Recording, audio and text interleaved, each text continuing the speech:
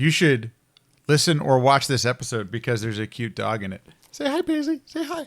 How you doing? Okay. Good luck.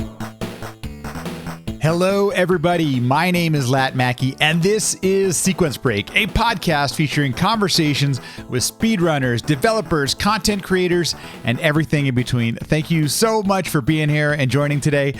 Man, what another great episode. Another Games Done Classic bonus episode. And this is a conversation all about Dark Souls. And you're going to be able to tell pretty quickly that I know very little about this game. In fact, I did a fair amount of prep watching all the speed runs and the runs that are being showcased on the show. But I did try playing it for just a little bit. And this is the PlayStation 3 version.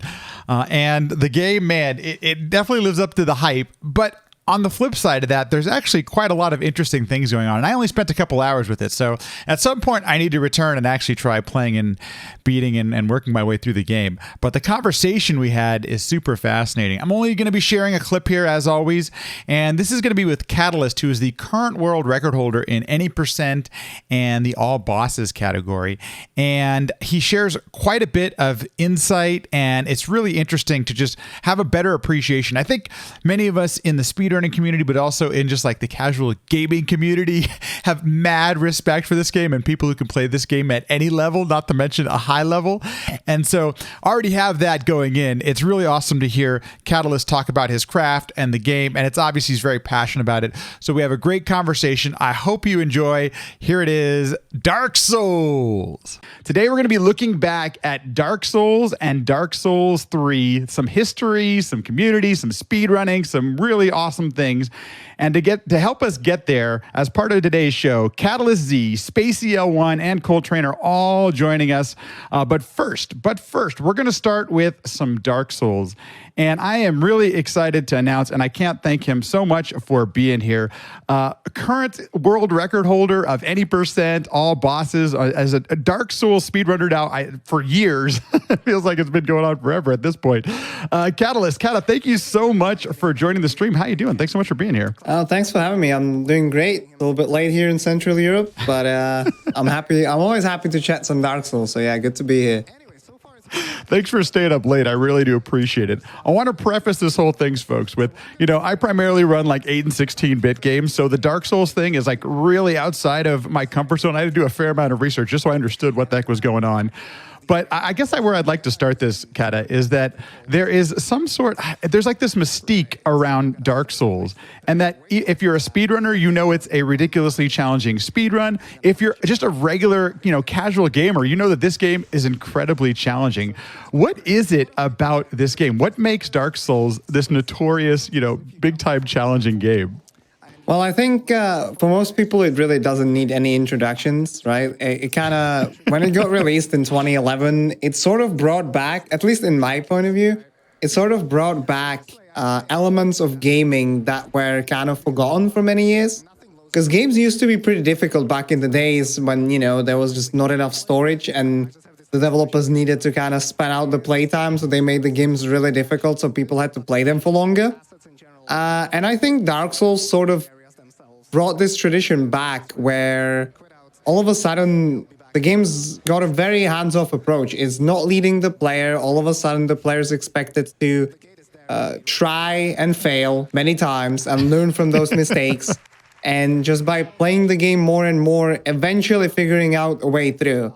And I think this is sort of what really threw people off when the game got released. And now more and more games over the past decade has kind of picked up on this approach as well, where they're not being as hands-on and they realize that perhaps the player should be treated with a little bit more respect and should be expected to be a little bit more intelligent rather, and given more freedom in regards to their decisions and in regards to learning how to kind of navigate through the world and figuring out how to defeat the challenges that lie ahead of them. I think that's kind of the gist, the core of what makes Dark Souls very special, and what a lot of games since then have tried to kind of re-imitate.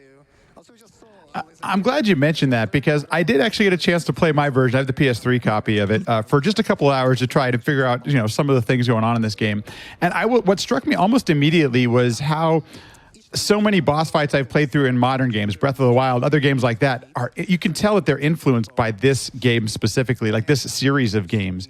And I am curious, what's kind of your first experience? Did you get what was your first casual playthrough, your first playthrough of this game? What's your history with Dark Souls?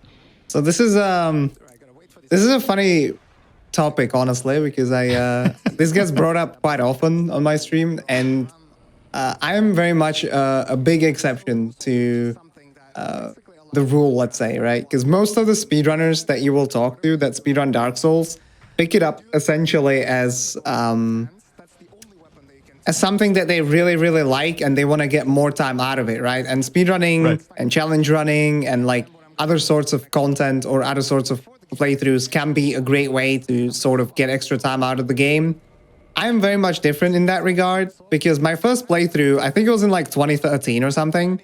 So it was a little bit after the game came out, and it already gathered its reputation, sort of. So I had heard about Dark Souls at that point, and that it was difficult and whatever. So I was like, yeah, I'll give it a shot, right? Why not? And I think I played it for maybe 10, 12 hours, and then I just got frustrated and I quit in Anolondo, funnily enough. And I basically didn't come back to the game until I started to learn the speedrun 4 years later. So that's kind of how my first playthrough of Dark Souls went. So definitely not the brightest moment in my gaming history. And I've always been very competitive and whatnot, right? So it is pretty rare for me to just give up on something. But yeah, somehow I kind of forgot about Dark Souls at that point, and it didn't really come back to me all the way until 2016, I think, when I played some Dark Souls 3. So that was actually the first Souls game I ever finished. And I can basically say that to this day, I have never finished a casual Dark Souls playthrough, of Dark Souls 1, that is. So yeah, that's sort of how I came to the game, casually. Well, I will tell you that is probably unique. I can't imagine many others having that experience with it. That's pretty awesome. That's really cool. What did you what were your initial thoughts, or I guess what's the thing that is appealing to you? Why do you keep going back to this game? And we'll get into the history of your speedrunning career with it a little bit. But what's the thing that keeps bringing you back? What's the appealing about it? The main appeal, honestly, is the variety that the game has when it comes to not just different speedrunning categories that you can, perform in and compete in, but also the variety within those categories when it comes to different routing and whatnot, right? Because the game has a lot of RPG elements. And then on top of that, it also has tons of different exploits and glitches that introduce even further variety into the speedruns. So there's always something new to run. There's always something, if you achieve something in a category, a time that you're happy with, you want to switch to something else, you don't have to switch to a different game with Dark Souls 1. You just switch to a different category that will be completely different, will give you fresh things to practice and basically fresh motivation to kind of not really start over again, but start learning new things, right? Because the boss fights change as you use different weapons. You will have different levels so that different punishes will be optimal. And there's always something new. And on top of that, the game is in I want to say constant flux, essentially, because now, even though it's been a decade now since it came out, actually, as late as of last week, there was another pretty huge new strategy discovered that is right now shaking up the routes, and people are figuring out how to do it optimally and where to incorporate it and how much time it saves and what levels do we need. And this is honestly probably the most fun part about the game, is that there's just always something new because of the complexity of how broken it is, essentially. There's always potential for something new to be discovered, and that is really fantastic, I think. I do got to comment. It's pretty awesome seeing all the love in the chat for you, Kat. And already people saying, when's DS2? When are you going to be? When are you picking up? But it sounds like there's so many interesting things are always happening in this game. I mean, how would you have time for everything? I don't know. That's a lot. Yeah, I agree. No DS2. Right. Okay, so let's take this back a little. You mentioned 2016. Tell us a little bit about your early on trials and tribulations with this game. What was it like learning the speedrun, and what are some of the things that are particularly challenging when you're trying to learn this speedrun? Right. So 2016 was actually when I finished Dark Souls 3. I only picked this up in late 2017, so it's gonna be I'm gonna be coming up on about 4 years now of speedrunning the game. And essentially, when I began, obviously the biggest challenge was the fact that I didn't know like 80% of the game because I never finished it, right? So I was just learning the speedrun and I had no idea. Like I have this funny story. So there's the Four Kings boss fight in the game, and in the speedrun, or at least when I was learning it, and even nowadays, you enter it from out of bounds, right? The out of bounds itself is easy, so that was no problem learning. But then you're supposed to fall into the arena from out of bounds. However, there's a gimmick where you're supposed to wear a ring that protects you from the darkness that surrounds the arena, or rather, that is the arena, right? And that is just casual knowledge. And I kept on jumping into the arena from out of bounds, and I kept on dying all the time. And I couldn't, for the love of God, like I couldn't figure out why I kept on dying. What was I doing wrong? Am I dropping in the wrong place? Am I like completely missing the arena? Like what's happening? And it took me like an hour to figure out that, oh, I'm supposed to equip this ring that is like supposed to protect me. And this is the kind of casual knowledge that I was completely missing, right, at that time. So that was definitely a challenge. And B, I started with a route that was like very outdated by that time, by late 2017, because I went to our Speed Souls wiki. I say our now, because, you know, I've been part of the community for a while, worked on the wiki as well. But essentially, it is a perfect place to kind of get started with the speedrun and learn some of the strategies and routes. But at that time, the getting started section was kind of outdated. And it essentially recommended, or it gave an example of a route that doesn't farm random weapons. Because, you know, a lot of the fastest routes will require you to basically try your luck at a drop, because the weapon is very good. And if it doesn't drop, you have to reset and try again. So obviously for a beginner, that's not very optimal. And it basically said that you should try, like, for example, this Crapple Mage route. That's the name of it. And it was essentially sorcery only. And so I was like, okay, I'll just start with that because the wiki says so, right? And the contemporary route at that time in 2017 was like a lot better, utilizing the Dragon Tooth that I'm also utilizing in this run that's on the background. So that was another big challenge, is that I not only did I start with like no casual knowledge, I started with a really outdated run with a world record from like early 2016 that I was learning from.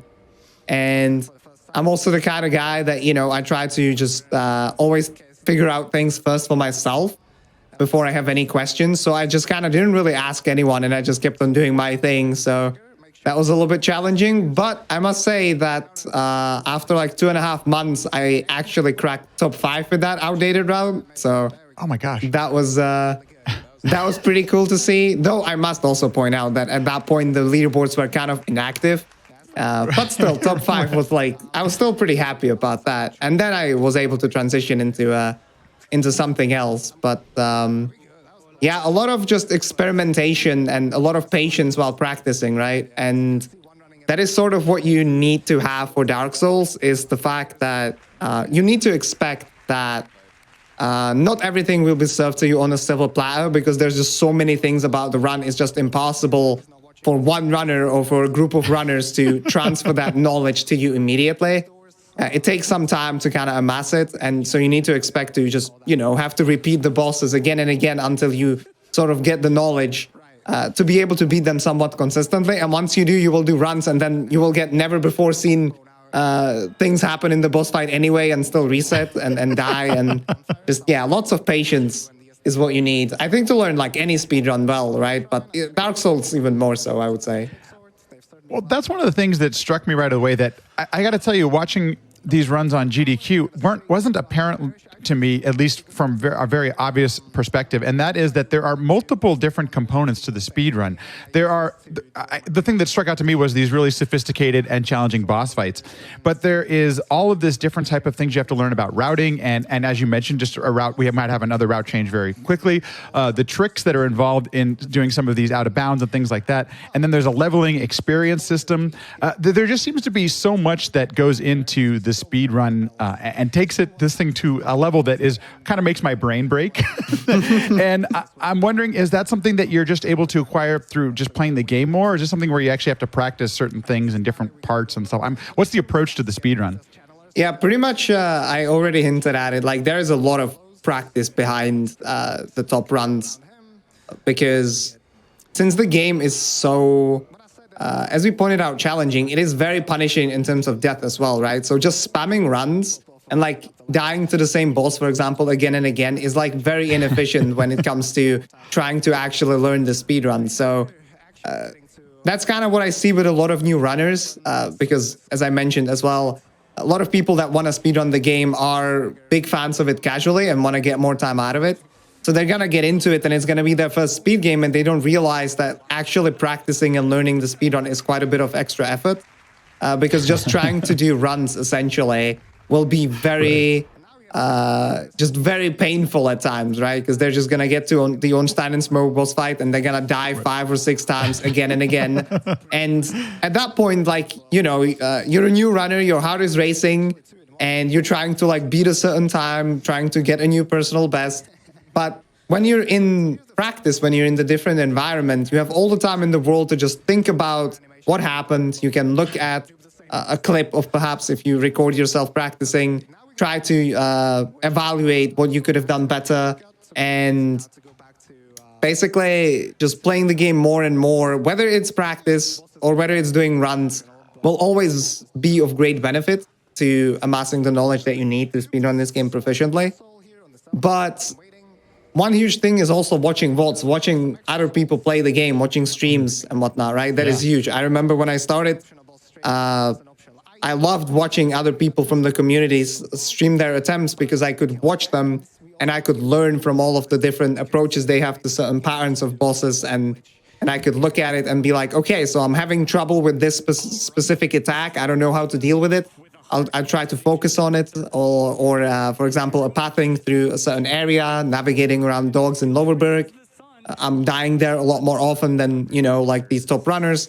What am I doing differently? And essentially watching VODs is can be a huge benefit in a game like this, where the mechanical skill, while it plays a big role, it's not as massive as I think the knowledge that is required to really be able to perform in this speedrun. Good to know, and I think that's something that it's good to know going into the run, because it's not, you know, I'm not taking anything. I run Super Mario Brothers 3. It's one of those things that you can pick up and just start practicing right away. You don't the intellectual part of it is a little less dense and deep than running a Souls game. Before we get into the run that we're watching on screen right now, which is SGDQ 2019, let's talk a little bit about just the game setup and the categories and how this whole thing works. I've noticed almost all of the Dark Souls runs that I watched in preparation for this were performed on PC, and I'm curious, why choose PC over PS3 or some of the other versions of the game, and is that something? How does that impact or change the speedrun? Right, so that's a really good question.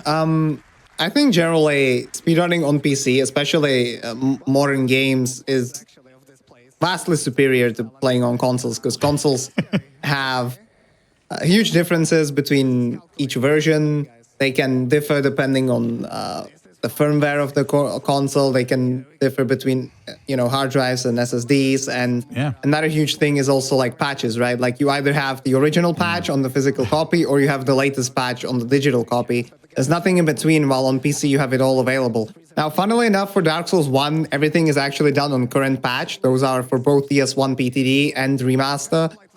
Those are the fastest versions. And there are certain things that do not actually work on consoles.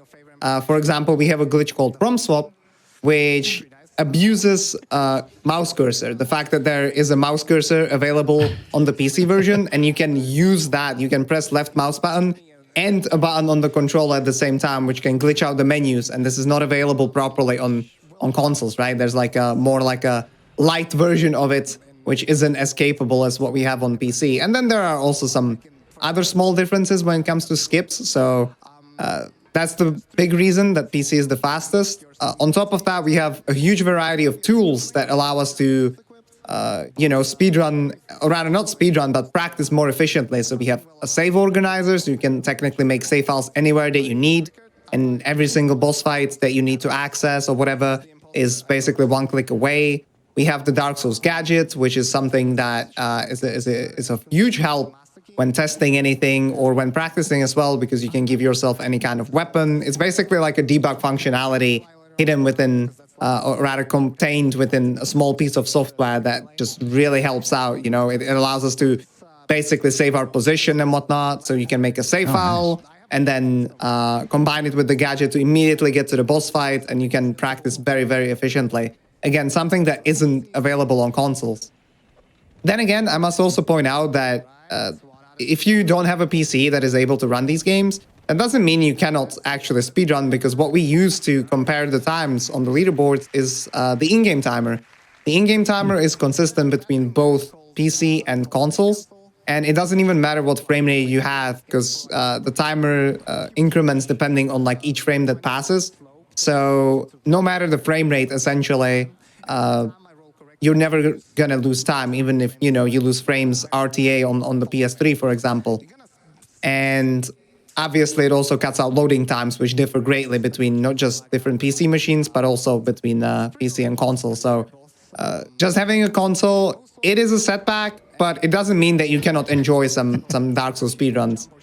There's plenty of runs, especially on the remastered leaderboards, because more people play that game on console, right? Since more people have PS4s and PS5s available than the PS3s. Right. So that's like the big reason why we play on PC. And then I think I also want to maybe mention the categories really quickly. So Yeah, please do. there's a bunch of categories that we call major and minor, or you can say traditional and non-traditional. Essentially, the four main categories are 3 any percent categories and the all bosses category, which is being performed on the stream right now. And then there's like a bunch of other categories, like all achievements, for example, which basically collects all the trophies. But those runs are just not as big of a staple. They're not as popular, essentially. They're more niche. And this goes back to the variety that I was talking about. Like, there are so many different things that you can do in this game that these categories exist because they changed the game enough. They changed the playstyle enough to, warrant these categories existing. Because I don't think it would make any sense to have like a bunch of categories where you basically do the same thing, except there's like one difference. But these different categories really completely change how you approach the game, how you route it, the glitches that you use, the skips that you are able to use. And I think that is really cool. And one last thing about the categories. The major categories are any percent no wrong warp, any percent force quit, and the all bosses. All bosses, I think that's self-explanatory. You need to slay all the 26 bosses that are in the game, including the DLC. Sometimes that gets asked, but of course DLC has bosses, so you need to kill those too. And the difference between the 3 any percent categories is essentially there's a glitch called force quit wrong warp that allows you to get to the final area of the game very early. And that was discovered like a month or a month and a half after the game came out. So when people started to run it, it got obviously separated from the other category where this glitch was banned, right? And given how this game always gets or has something new to offer, many years later in 2017, there was another way of wrong warping discovered, actually, which doesn't require you to force quit out of the game, right? Which can be a very kind of shady practice that,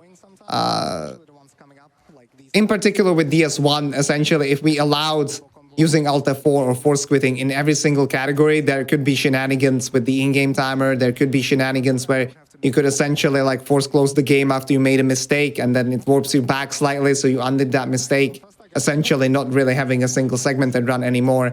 So the force quitting was allowed only in one specific category, while in all others it was banned. And then when the different wrong warp was discovered, which is done completely within the game, there was another split being warranted, because it just, again, it changed the category, the any percent category, so much that people wanted to preserve, the casual requirement of killing the 4 main lords and not completely like throw it down the drain and delete the entire history. So that's why there are 3 any percent categories and the all bosses category right now. And I think besides force quit, like all of them are fairly active. The detriment of force quit is that it's just so short, right? It's like around 20 minutes. So it is very much an RNG grind.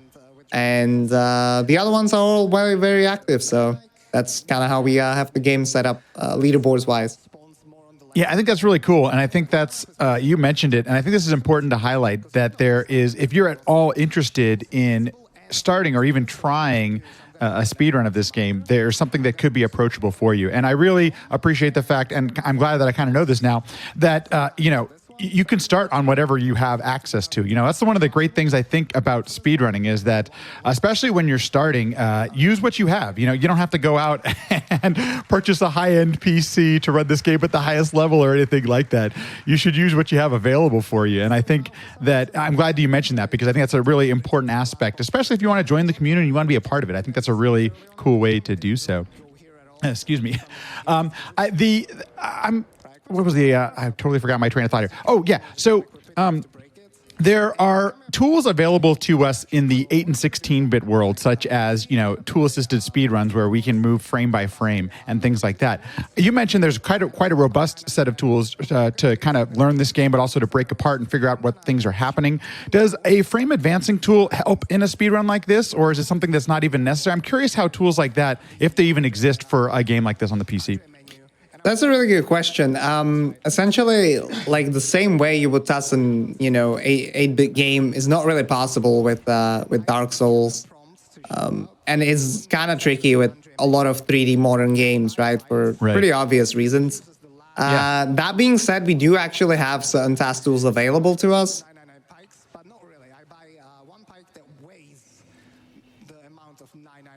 Now you might be wondering, but God, why the fuck? Ooh, I just said, ooh, I'm sorry. Please don't ban me. I apologize. I knew that was gonna happen. I'm European. I have an excuse, okay? English is not my native language. Right, sorry for that one. Anyway, why the hell would you buy... Okay, we are just losing Cat a Scream. Oh, no. We'll try and get him back here, folks. It just went... I'm so sorry. We're going to vamp here for a second because I got to be honest, folks. I know very little about Dark Souls as it goes. I had to do a fair amount of research here just to understand what was going on. But we will try to get him back. So this is really interesting stuff. And I think that it really kind of blows the mind, like how much and how in detail you have to go to understand this. So for those of you that are watching live right now, this is from SGDQ 2019. And one of the reasons that I was really interested in doing an entire show on Dark Souls is that on our YouTube channel, on the GDQ YouTube channel, the Dark Souls runs are some of the most popular runs you'll find on the channel. And for those of you, I don't know if anybody ever goes and bothers reading YouTube comments, but they kind of have a reputation for having some, not always being the most positive of comments in the world. I guess that's the most generous way I can say it. And it's surprising to me how much love and support there is out there for this game, this run, this speed run, this speed runner, and all of the things that happen with that. I should be back, still in the Discord. Kat, can you hear me by any chance? Okay, welcome back. All right, cheers. No worries. I'm glad we got you back. We were talking about some of the tools, that you can use. And I'm curious, has there been things that we have glitch hunters. We have all these different type of people who are interested in different aspects of the speedrun. Have you ever played around with routing or the tricks or the tools or anything like that to go discover things that, maybe haven't been discovered yet? Right. So I just want to quickly apologize. Please. There's a storm outside all of a sudden. So oh no. My usual connection just kind of disconnected. So I'm on like a kind of budget thing right now. Hopefully it will hold up for at least a little bit. For those that don't know, Kat, where are you located? This is pretty amazing. You're actually making this work. Yeah, I'm from the Czech Republic, so that's Central Europe. And of course, perfect timing. Like there's a thunderstorm outside. But we're good for now. Hopefully. We'll see. We'll see how bad it gets. All right, so we do have these task tools available that allow us to like input frame perfect things that allow us to test certain things that sometimes might need getting tested. But to your question, I have done some routing myself, but I must confess that I am very much not the person to be the most prolific at it. There are people in the community who glitch hunt, who maybe don't even do like proper speedruns, right? And they're just super smart when it comes to the game. They know the inner mechanics and they know how to approach the game. Just, dropping some names, like obviously Kumul is probably the guy that we need to be thankful to the most when it comes to developing a lot of the strategies. And then more recently, people like Androv or TKGP who don't even do proper runs, but mess around with the game and have managed to figure out a lot of things. So like big shout outs to them. I have done some routing, but again, the fact that I don't have the casual knowledge as a basis kind of makes it a little bit more difficult for me to think about the game on like a grander scheme, if that makes sense. Mm-hmm. And so when PromSwap was discovered in the summer of 2019, I was able to route out the fastest all bosses route, but that was something that like almost anyone would have been able to do, right? So my role, quote unquote, within the community is more like kind of finesse the strategies that are discovered, try to find like better, more consistent setups, perform the speedruns, and try to push the game as much as possible. But I'm definitely not one of the main guys who would be dabbling with the game. When it comes to the creativity that is required for it, I just don't really have it in me for this game in particular. So yeah, that just shows you though that you don't need to be a speedrunner to be a part of the speedrunning community, right? There's ways to contribute. There's ways to just support us and be part of this amazing friendship that we kind of all develop over the years, over this shared passion for this one video game. So definitely keep that in mind, that not everyone needs to do everything. And some people are good at running. Some people are good at routing. Some people are going to be good at glitch hunting. And I'm pretty happy to see that I'm not the only one here in present that's having technical difficulties, but my past self also having technical difficulties during the run. That is fantastic. How did you even time that perfectly? Okay, way to go. But I'm glad. Okay, this actually works out perfectly because this is what I wanted to ask about. And as we get into, let's talk about SGDQ 2019. First of all, before we back up a little bit, what the heck just happened? Like, why are we looking at this part of the stream? So I don't know exactly what the reason was, but essentially I used the mouse cursor to level up really fast because when you're leveling up, you can use either the controller or you can like hover over the small arrows while leveling and just hold the left mouse button down and then hold the controller at the same time, and that's going to level up faster. But at GDQ, I don't know why, but basically clicking within the game immediately made it completely like freeze everything. Oh, no. Right? So I tried to click with the left mouse cursor and everything was just frozen. And funnily enough, so normally if that happened, right, because the PC didn't freeze, only the game did. I opened the task manager and normally, even though I cannot see it, you can like, when you're alt-tabbing, you can sort of see the preview and then use the keyboard to navigate it. Mm-hmm. But the issue was that the process just wasn't showing up whatsoever. Like it just wasn't there, right? So I tried to basically kill it through the task manager. Didn't work, so we had to restart the entire computer. And then later on, I had like a similar issue with the glitch exhibition after the run as well, where essentially it was showing up in the task manager, but somehow the keyboard wasn't navigating in the task manager anymore. So we had to reset the PC again. So yeah, technical difficulties happen, but I mean, we were able to sort them out and the run ended up going pretty all right, technical wise at least. You know, it's a live event, folks. That's what really happens. Had you ever, especially being that you had to travel overseas to be there for this, had you ever been to a GDQ event? How did you find out, and what made you want to submit, this game for GDQ?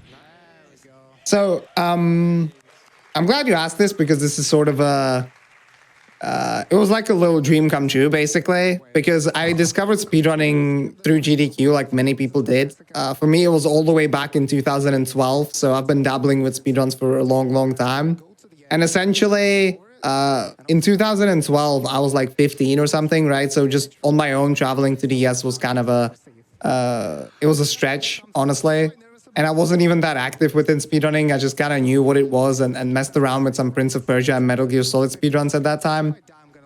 And I watched GDQs like a lot, very religiously, at least for the next 3 years, basically. And I always thought that it would be just so cool to be able to sit there as well with, my own friends on the couch, being able to just perform a run. And I got accepted for the first time, I think, to AGDQ 2018, but I couldn't go, so I had to cancel last moment.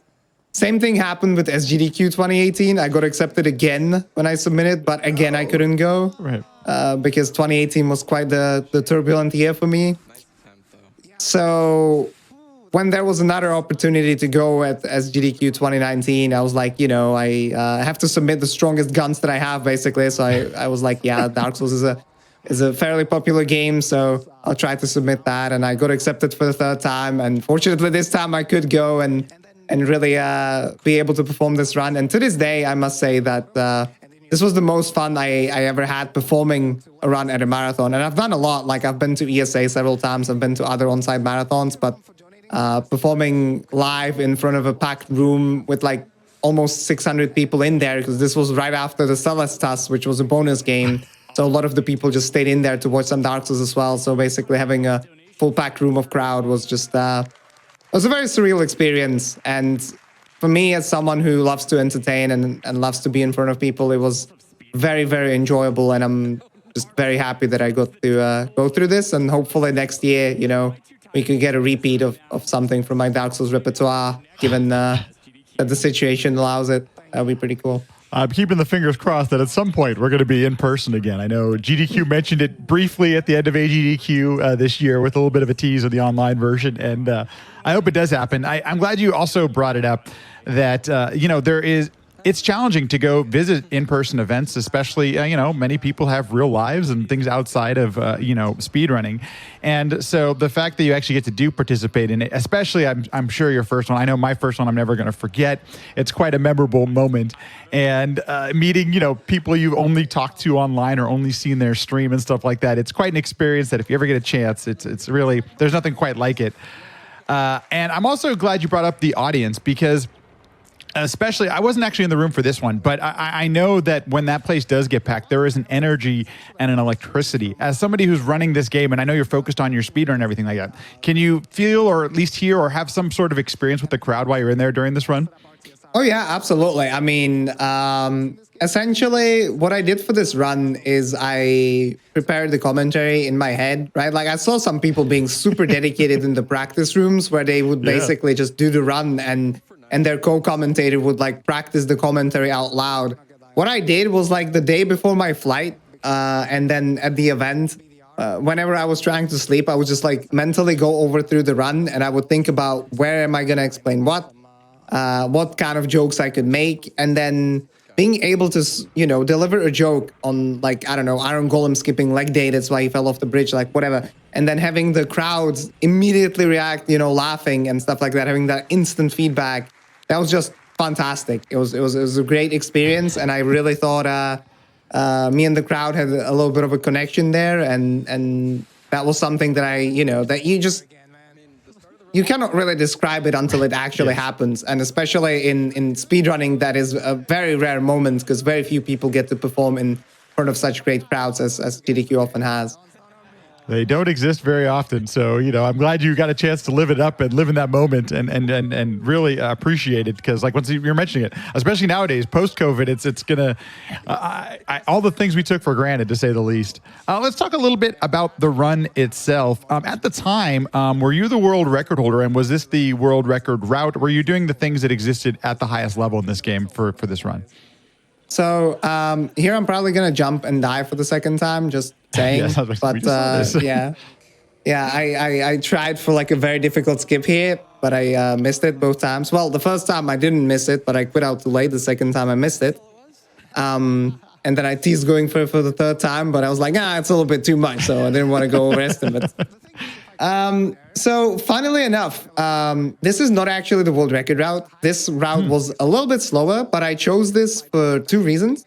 First of all, some safety provided by this routing was of great benefit to a marathon.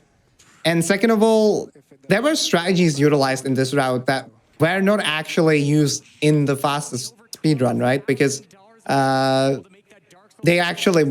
it just wasn't the fastest way of completing the game. So there were strategies that were really cool that I wanted to showcase, but essentially they are not used in the fastest route at that time simply because it just takes too long to perform them, for example, right? Like quantity storage and whatever. I could name a couple of more.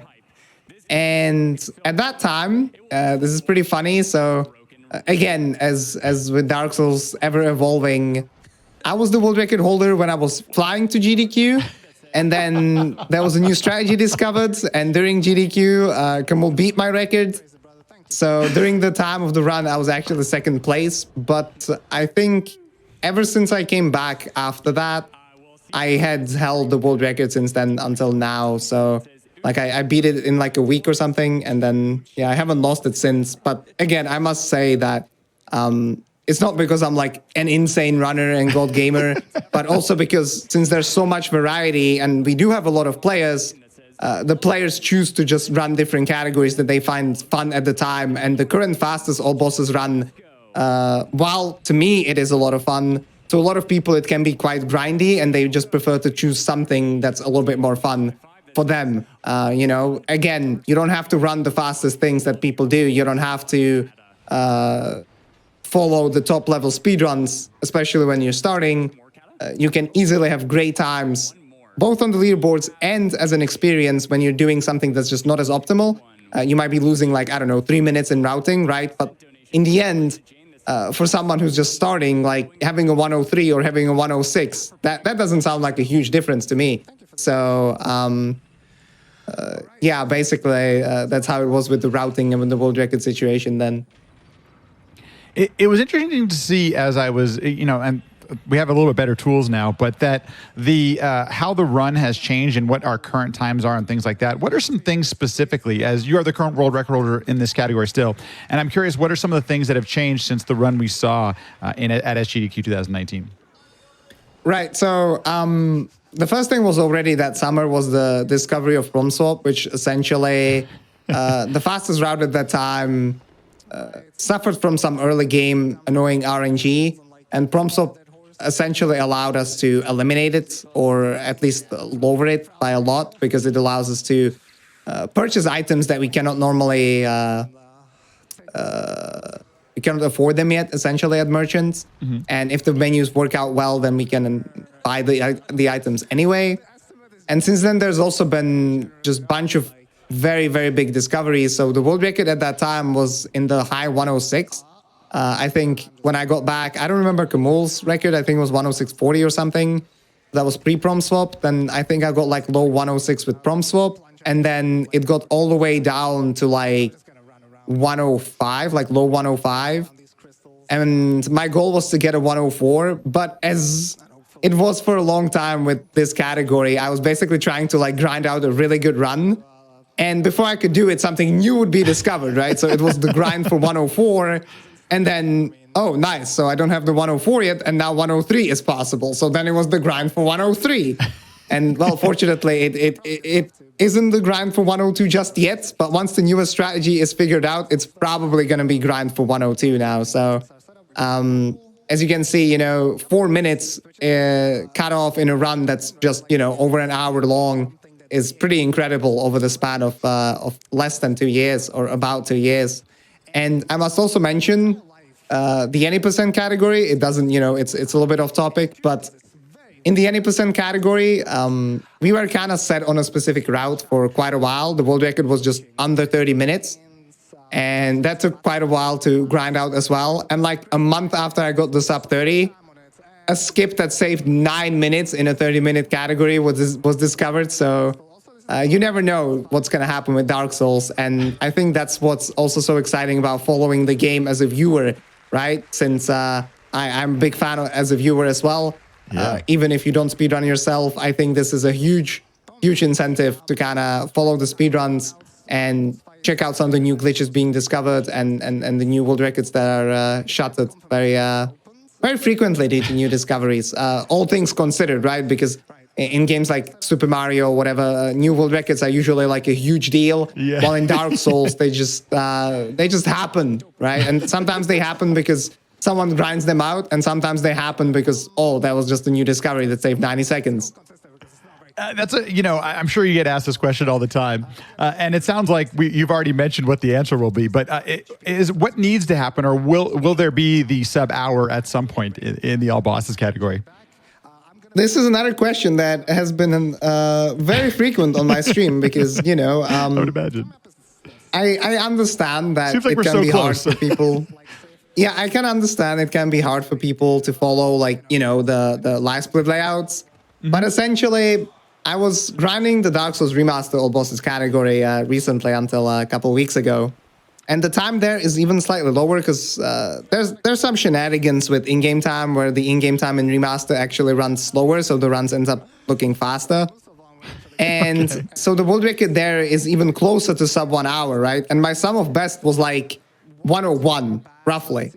And the world record right now is like 101.46. And people would be asking me, is sub 1 hour possible? And I would always have to answer. It's like, I have 3,500 attempts. Sum of best is a minute away from it. No, it is not possible at this time. So I just found that question funny. But it is a legit question for sure. And I have no doubt that both the Prepare to Die edition and the Dark Souls remastered versions will end up being under 1 hour. My estimation last summer was it was going to take about 1.5 or 2 years. So there's still 1 year to go. So we'll see if my prediction was actually correct or not. But right now it's looking increasingly more likely. And you never know. There's just such complex things that have been discovered that, if you told that to someone before they were discovered, they would be like, dude, you're full-blown crazy. Like, there's no way that something like that exists in the game. But it does. And it saves a lot of time, right? So you never know when there's just going to be something popping in and something shaving a lot of time from the speedrun. So sub 1 hour, I have no doubt. And it's going to be pretty cool. But for now, we just have to wait and see. Kata, I'm glad you mentioned that because it's one of the common questions. And, first and foremost, I always consider myself a fan and a viewer of speedrunning. And don't get me wrong, you get so engrossed and seeing the timer on screen, it's like one of those easy things to think about, like, oh, what's the next barrier? And, there have been so many great world record progression videos, Summoning Salt, others who do all these great videos. So, it's one of those things, it's like those common things, hey, what's the next barrier? But on the flip side of that, there's a person like you putting in 3,000 hours, putting in all of these attempts to make this thing possible. So I appreciate that you actually do highlight that, because I think that's an important aspect to it, that you've righted this all the way down to here. I mean, what is the estimate on even on this run back in 2019 was significantly higher. So the fact that you've already been able to take a few minutes off of this run, in my mind, blows my mind that we're already down to a 103. That's kind of wild to me. I guess you mentioned I know this is kind of like a question maybe for a little bit earlier that I should have asked, but I noticed on the leaderboard that you actually list the routes that you took as completion of this. And it wasn't listed on the GDQ layout page because it doesn't quite fit as we're doing it on a live run. But I'm curious, why do you all list the run as part of the submission on the leaderboard? So this has been a tradition on the Prepare to Die edition leaderboards, because in the remastered version, there generally aren't that many different routes that people can take. There's going to be differences, but essentially it boils down to just using the Black Knight Halberd in most categories or using sorceries in the All Bosses category. But this goes to the variety that I was talking about in the original Dark Souls version, where there's just so many different types of routes that you can do and that have been developed over time. So that we thought it was just a good idea to have that filter there for routes so that people can see, what each route is sort of capable of. And also, again, some routes are going to be friendlier for the beginners, and having this filter allows the new players to, filter these boards and find resources for their own learning. So that's why I think it's sort of beneficial. And obviously, you might argue that the routes developed, so you're going to have an ES Malus run that's from 2019, which will be different than the ones from 2021. But the core of the route is still the same. And for the beginner, the fights that they can observe in both those runs are going to be similar, with the same weapon, with similar stamina levels and whatnot. So it's basically mainly for orientation. We don't really think about, within the community at least, we don't really think about, oh, this is the Sorrel Mage world record, or this is the Crapple Mage world record. No, it's world record for all bosses. But which route is being used is always a secondary question that might be beneficial to, orientation for either new players or for just anyone else that wants to see what is kind of happening within those different runs. You mentioned that you were grinding out a little bit of the remaster version and things like that. What exactly is next for you as far as speedrunning goes? Especially as somebody who's been on the top of the leaderboards now for quite a while, it seems like, for this game. So what's next for you? Oh, there's so many things I want to do. That's the crazy thing, right? It's I was running Dark Souls Prepared to Die Edition all bosses pretty much exclusively for like over a year because of what I described as like new strategies being found before I was done with it. So I had to run more and then more and then more. So right now it's been actually a year since I ran this category that's being showcased. Currently what I'm doing is Dark Souls Remastered all achievements because I was basically done. Like I grinded out a really decent run in Dark Souls Remastered all bosses, which uses sorcery as the primary damage source, and all achievements does the same. It's also sorcery based. So I was like, what the heck? I might as well just run some all achievements, right? So I got the world record in there, but I want to lower it by a couple more minutes to see if I can get under 2 hours. So that's like the most immediate goal. Unfortunately, of course, again, like a month after I'm done with all bosses, the new strategy can probably be implemented, and it's going to save around 50 seconds, which is absolutely massive, right? Because that's like I was 50 seconds away from my sum of best, and now we can shave off another 50 seconds. So I'll probably be running some Dark Souls Remaster all bosses. And on top of that, I'm going to do a little plug here. We're actually going to be starting a tournament in Dark Souls Prepare to Die Edition, all bosses, in September. September 1st is where it begins. It's going to be on the Speed Souls Twitch channel, so that's twitch.tv/SpeedSouls. We run some community events there. If you're interested in Dark Souls speedrunning, I can definitely recommend following it. And that's going to be my comeback to Prepare to Die Edition, all bosses, after like a year. So I'll be trying to show and prove that I'm still the best in the world at what I do, and we'll see how that goes. Either way, it's going to be super exciting. You know, there's a bunch of new faces, people that the last tournament we had was 3 years ago, and there are people that performed in that tournament, and now 3 years later they're like a completely different player. So it's going to be super exciting to see how much they've developed. And yeah, that's pretty much next for me and for Dark Souls 1 as a whole, I would say. I got to give a shout out to Speed Souls as well. It was helpful when I was looking up on some things just to where information I could look on. Somebody mentioned it in the chat way earlier in the conversation, but I also do want to shout out your YouTube channel because you actually have done some really interesting and helpful commentary tracks on some of the the glitches and the things that you're doing in this game. And I guess as somebody who you stream and you speedrun and you do both, is it challenge, like when you're actually, does it help you at all when you're actually talking through your process on how some of these glitches work and some of the things that make it possible? Well, during the runs, the way I run my show or my stream is I don't necessarily talk about the inner mechanics of the run unless someone asks, right? Because in a run, especially in a speedrunning stream where I reset a lot, that's why we are called Reset City after all. Because I try to run at the highest level, so obviously there are going to be a lot of resets associated with that. I don't necessarily explain those things because it will get repetitive. But I must definitely say that I probably wouldn't be doing these runs unless I was able to stream and lead conversations with people while doing it. So that's kind of my goal, is to essentially be able to provide both high level of gameplay and high level of engagement and entertainment. And that can definitely sometimes be challenging. And I'll get to the point where I get like so drawn into the discussion that I just completely lose focus on the run. Totally. And like that's why we sometimes joke around that my stream is basically a podcast, a discussion podcast with some Dark Souls speedrunning in the background, right? And that's like legit sometimes what happens. So